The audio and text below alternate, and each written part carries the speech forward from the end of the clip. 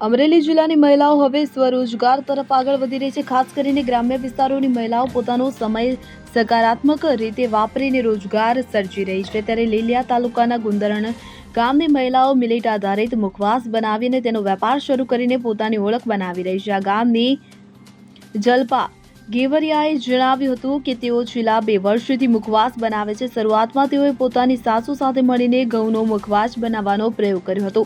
થોડા સમયમાં જ તેમને લાગ્યું કે જો જુવાર અને બાજરી જેવા મિલેટ સામેલ કરવામાં આવે તો મુખવાસને વધુ પૌષ્ટિક તથા સ્વાદિષ્ટ બનાવી શકાય। ત્યારબાદ અન્ય મિલેટ ઉમેરાતા તેઓએ એક વિશિષ્ટ મુખવાસ તૈયાર કર્યો। હાલ તેઓ બનાવતા મિલેટ મુખવાસને ગ્રાહકો તરફથી ઉત્તમ પ્રતિસાદ મળી રહ્યો છે। જલપાબેન કહે છે કે 1 કિલો મુખવાસનો ભાવ 400 રૂપિયા રાખવામાં આવ્યો છે।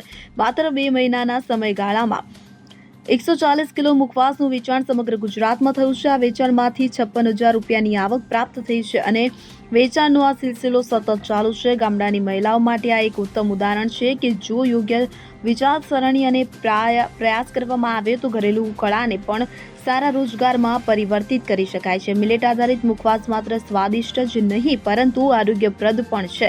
આજના સમયમાં લોકો આરોગ્ય પ્રત્યે વધુ જાગૃત બન્યા છે, જેના કારણે આવી વસ્તુઓને બજારમાં વિશેષ સ્થાન મળી રહ્યું છે। તો જલપાબેને વધુમાં કહ્યું હતું કે મારું નામ જલપા વિકાસ કેવરિયા છે। અમે ગામ ગુંદરણ, તાલુકો લીલિયો અને જિલ્લો અમરેલી છે। અમે લોકો આ ઘણા સમયથી મુખવાસ બનાવીએ છીએ અને સૌપ્રથમ તો પહેલા મુખવાસની શરૂઆત અમે ઘઉંથી કરી હતી કે આપણે સૌપ્રથમ પહેલા ઘઉંની બનાવીએ, પણ ત્યાર પછી અમને એવો મગજમાં આઈડિયા આવ્યો કે આપણે જુવાર અને બાજરી એડ કરીએ। પછી ધીમે ધીમે કરીને અળસી, તલ, વરિયાળી, બીટ, આમળા આ બધાનું અમે શરૂઆત કરી। તો અમે ધીમે ધીમે આગળ અત્યારે અમારો આ જે મુખવાસ છે એ સમગ્ર ગુજરાતમાં વેચાય છે અને બહાર પણ અમે લોકો ઓર્ડર કરીએ છીએ અને કિલોનો ભાવ 400 રૂપિયા છે।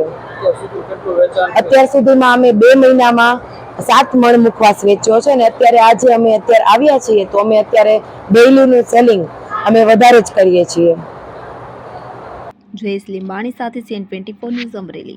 હવે જુઓ દેશ દુનિયાની તમામ ખબરો તમારી આંગળીના ટેરવે। ઉઠાવો મોબાઈલ અને Google Play Store પરથી ડાઉનલોડ કરો અમારી CN24 ન્યૂઝ મોબાઈલ એપ।